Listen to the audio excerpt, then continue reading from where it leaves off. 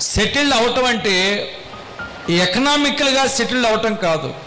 ఒక ఎకనామికల్గా కానీ, ఆర్థికముగా ప్రాపర్టీస్ పరంగా కానీ స్థిరపరచబడిన జీవితం సెటిల్ అవటం కాదు.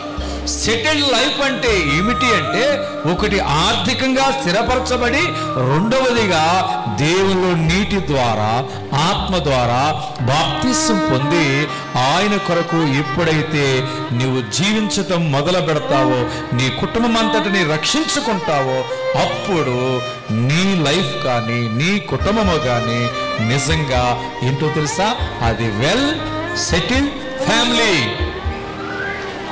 అంతకుముందు సెటిల్డ్ ఫ్యామిలీ, ఇప్పుడేం చెప్పండి, వెల్ సెటిల్డ్ ఫ్యామిలీ. బాప్తిస్మ అనుభవం లేని నీ కుటుంబం ఆర్థికంగా స్థిరపరచబడితే అది సెటిల్డ్. ఇటు దేవునిలోను ఇటు శారీరకంగాను స్థిరపరచబడితే